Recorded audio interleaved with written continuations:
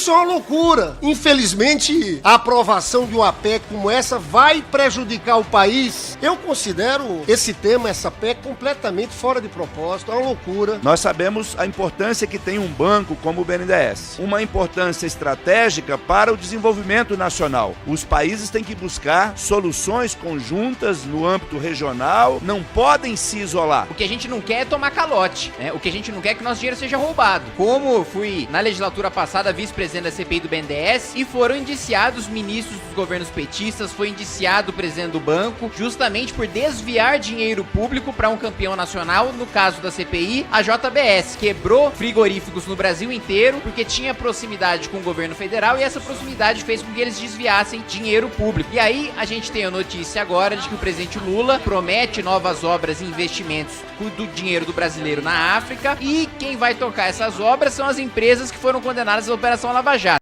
Olá, eu sou Matheus, repórter digital do canal Saiu no Diário Oficial Notícias. Se inscreva e ative o sino para receber notícias diárias sobre os principais acontecimentos da política brasileira, como, por exemplo, decretos presidenciais, decisões do STJ e STF e muito mais.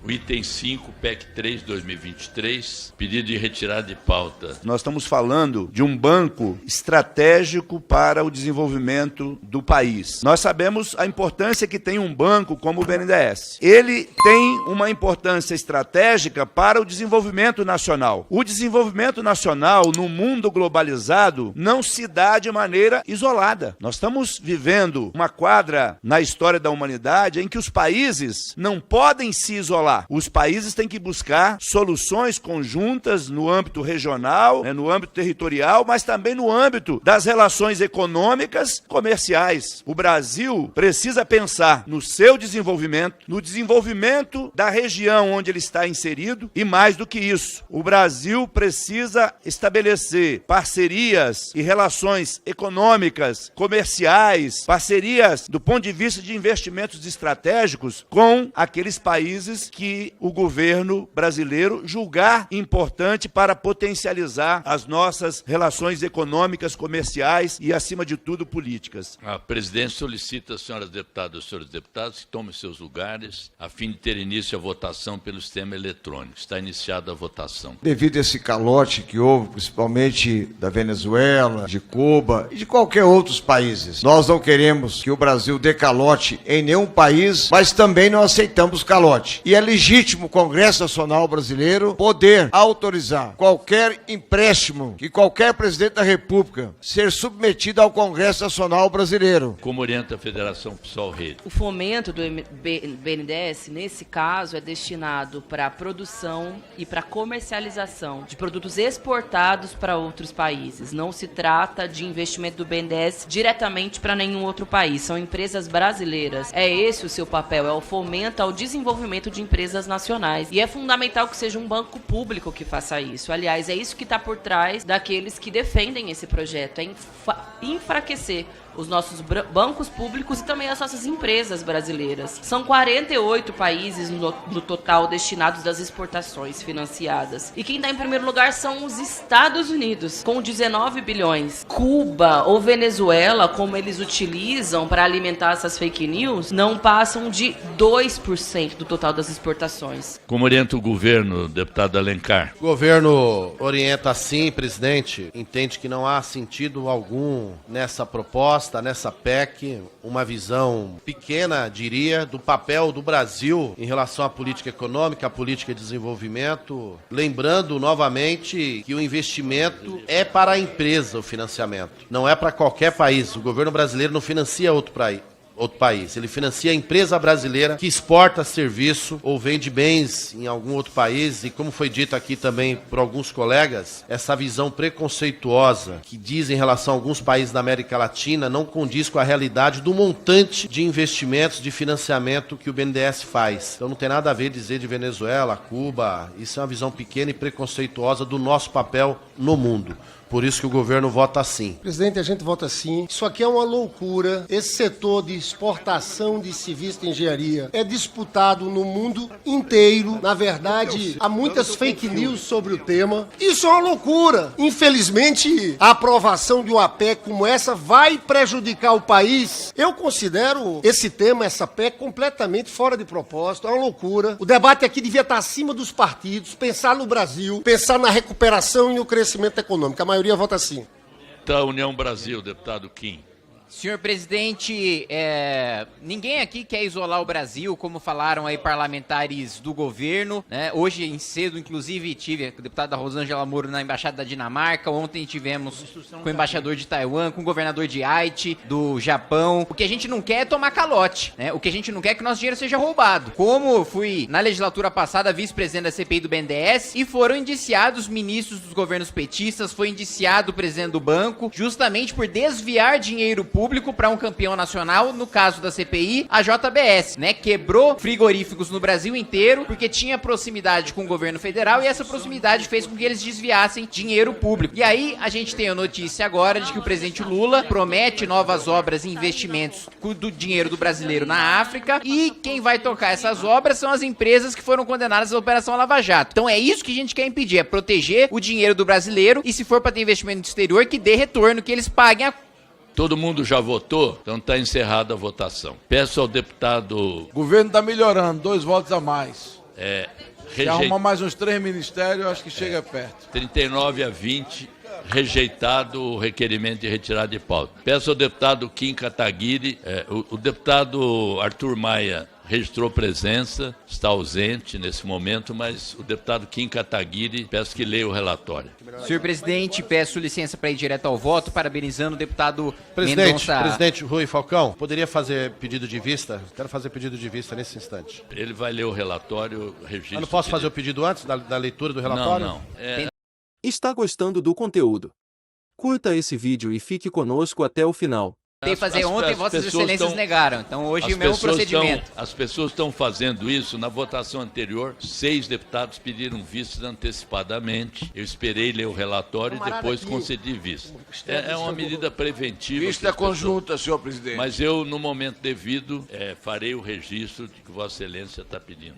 Deputado Kim Kataguiri. Primeiro, quero parabenizar aqui o deputado Mendonça Filho pela iniciativa da proposta de emenda à Constituição. É fato que os países desenvolvidos do mundo, sim, você tem uma delegação, uma autorização do Congresso Nacional para operações de crédito envolvendo bancos estatais. E é justamente isso que o deputado Mendonça Filho está propondo numa discussão aprofundada numa comissão especial. Claro que a gente sabe que o pedido de vista não tem nada a ver com analisar melhor o projeto, tem a ver com protelar para que a gente não consiga votar o mais rápido possível. Mas enfim, eu peço licença então do presidente para ir direto ao voto. Nos termos do artigo 202 caput do Regimento Interno da Câmara dos Deputados, compete à Comissão de Constituição, Justiça e Cidadania proferir parecer acerca da admissibilidade das propostas de emenda à Constituição números 3 e 6, ambas de 2023. Tal exame de admissibilidade consiste em um juízo preliminar e prejudicial e o exame de mérito a ser proferido pela Comissão Especial competente e que examina exclusivamente a observância das limitações impostas pela Constituição Federal de 88 ao Poder Constituinte Reformador, mais precisamente os limites procedimentais, circunstanciais e materiais. As limitações procedimentais ou formais dizem respeito à legitimidade da iniciativa e à inexistência de matéria constante de propostas de emenda rejeitada ou a vida por prejudicada na mesma sessão legislativa em que é apresentada. Nesse quesito, verificamos que as proposições foram apresentadas por no mínimo 1/3 dos deputados federais, conforme o atestado pela mesa diretora desta casa, obedecendo-se assim à exigência constante do artigo 60, inciso 1º da Constituição Federal e do artigo 201, inciso 1º do Regimento Interno da Câmara dos Deputados. Verificamos também que a matéria tratada nas proposições não foram objeto de nenhuma outra rejeitada ou a vida por prejudicada na presente sessão legislativa, não ocorrendo, portanto, o impedimento mencionado no artigo 60, parágrafo 5º da Constituição. As limitações circunstanciais dizem respeito à inocorrência de situações de anormalidade institucional previstas na Constituição, como intervenção federal, estado de defesa e estado de sítio. Quanto ao momento político institucional brasileiro, constatamos a incorrência de anormalidade que atrai a limitação circunstancial prevista no artigo 60, parágrafo 1º da Carta. Em momentos de extrema gravidade, como a vigência de intervenção federal ou de estado de defesa ou de sítio, a Constituição não pode ser reformada. Consignamos contudo, que nenhuma dessas circunstâncias é verificada no momento presente, estando o Brasil em normal funcionamento de suas instituições. As limitações materiais, por fim, dizem respeito ao próprio objeto da reforma, que não pode violar nenhuma cláusula pétrea. Quanto a essa questão, verificamos que as propostas sob exame observam as cláusulas pétreas explicitadas no artigo 60, parágrafo 4º da Constituição, a saber, a forma federativa de Estado, o voto direto, secreto, universal e periódico, a separação dos poderes ou os direitos e garantias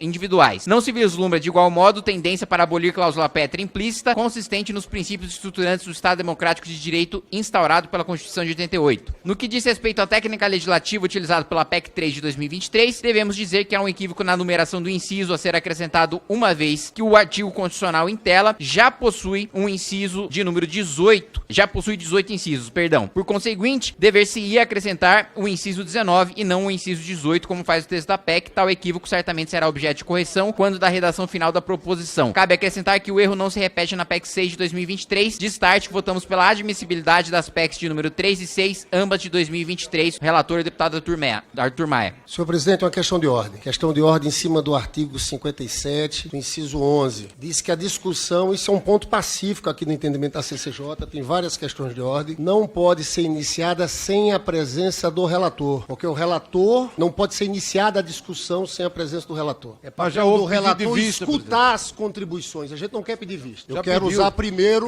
essa questão de ordem para que a gente não inicie a discussão. Eu estou querendo que a discussão não comece. Artigo 57, exatamente, não vai começar porque foi pedido vista. Deputado, havendo pedido de vistas, a discussão, independente da questão de ordem, não se realiza a discussão porque é regimental conceder vistas. Então, mesmo que o PT, o Vossa Excelência, não peça vistas, o deputado Gilson Marques está pedindo vistas. Então, vistas coletivas. Entendendo decisão. Quero pedir vista também. Vista conjunta, senhor presidente. Vista conjunta, presidente. Paulo Magalhães.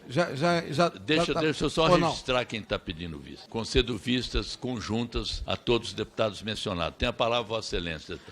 O debate está contaminado por fake news, meu caro deputado Lindbergh Farias. O propósito dessa proposta de emenda à Constituição não é interromper o financiamento externo e o financiamento de bens e serviços produzidos no Brasil, ou a exportação de serviços, como pede qualquer nação que se coloque presente no mercado internacional. Ocorre que, eu já disse aqui, o Exim Bank, o banco de exportação de vários países do mundo, já praticam o financiamento externo com aval do respectivo parlamento. Citei aqui o caso do parlamento americano, que dá a responsabilidade, a atribuição e a competência ao Exim Bank americano de cumprir essa tarefa. Citei aqui o banco de exportação do Japão, o Exim Bank da Coreia do Sul, o contexto canadense, ou seja, o mundo todo pratica, e eu não quero tirar o Brasil desse protagonismo, muito pelo contrário. Agora, é preciso que o parlamento brasileiro cumpra com a sua obrigação. Lembro, inclusive, que o Senado Federal já exerce o controle de financiamentos e de autorização de contratação de financiamento para estados brasileiros. Então, por que não fazer o mesmo com relação a países que têm interesse em estabelecer